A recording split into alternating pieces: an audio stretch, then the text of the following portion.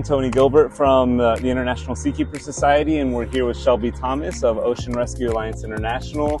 And yeah, could you just kind of tell us a little bit about what we're doing out here? Yeah, so we're excited out here for our first day of deployment of the Guardians of the Reef project. We're putting out 50 artificial reefs with the City of Hollywood, 14 artistic structures, and 36 habitat units, all themed around becoming an ocean steward and guardian of the reef. Awesome, awesome. And so those structures, what's the hope? Once they go in the water, how spread out are they going to be? And yeah, what's kind of like, you know, the future outlook of once these things are in there? Yeah, so we're actually placing these off of 4 public parks here off of Hollywood Beach. These are all between 10 to 15 feet for snorkeling. It's our first shore accessible site. So the hope for this is to engage community, create a site that's accessible for anyone to enjoy. You don't have to be a diver. And that means people can come out, not only be able to connect with nature, but be able to experience the ocean and see this beautiful artwork that we hope will inspire people to become ocean stewards and ocean warriors to protect this beautiful reef that we call home here in Florida.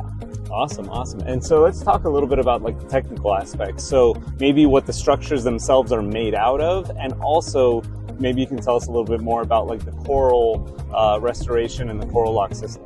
Yeah, so these structures are all made out of an environmentally friendly concrete, pH neutral. We also use calcium carbonate, which helps with benthic recruitment and coral recruitment.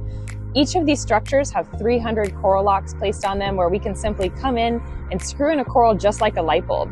And we hope that becomes a beacon of hope for the ocean, but also to attract and illuminate, bringing in other fish and corals to these reefs. So this is really a skeletal framework for new coral recruitment and enabling us to scale coral outplanting up the coast. And we use artificial reefs as a tool, and we believe that we can build systems in areas in current climate conditions where corals can survive in cooler water and away from disease.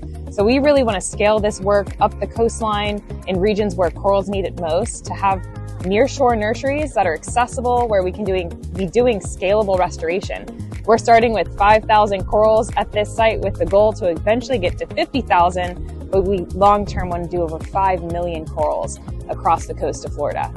All right, well, let's hope we get there one day. A lot of work to do. Yeah. A lot more of this. Okay, but we're so thankful for you guys having us out. We couldn't be getting some of our research and work done without you.